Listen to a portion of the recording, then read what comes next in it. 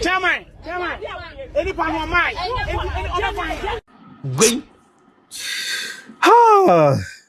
GHANA.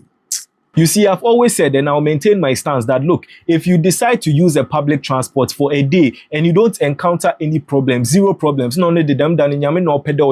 because it's never possible for you to use a public transport and you wouldn't encounter any form of issue. It is either you are going to argue with the bus conductor, another or sometimes the seats are so terrible that before you get to your destination,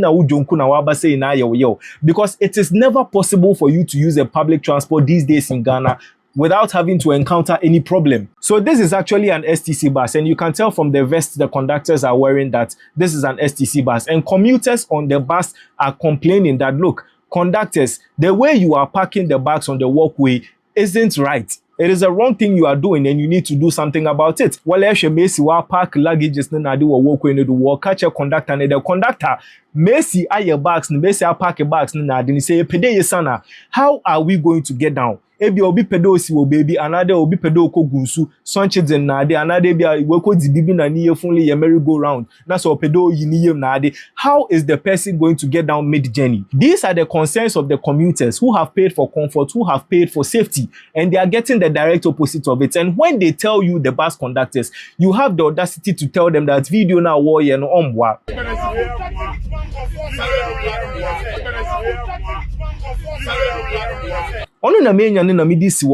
Because there are certain things you people do. If you're a conscious bus conductor, you would know the capacity of luggages you are supposed to take per vehicle. You would know that the people that are supposed to sit in your buses must feel comfortable.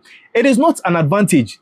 It is a priority to make sure that people who board your vehicles must feel comfortable and they are safe.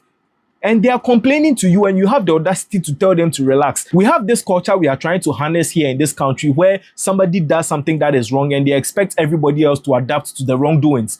This is something the authorities must look at, because assuming there's an emergency, asthma trigger and they need to get the person out for first aid. How are you going to get the person out with these bags on the walkway? You see, the authorities actually need to come out and check all these things, because if we are talking road safety is beyond wearing seat belts. What happens to the passengers in the vehicle? What happens to the maximum capacity in terms of load per vehicle, or every vehicle must accept? We need to actually get serious over these things in this country, because it's becoming too much. We don't let people compromise with terrible situations when they have paid for safety and comfort. It is so wrong.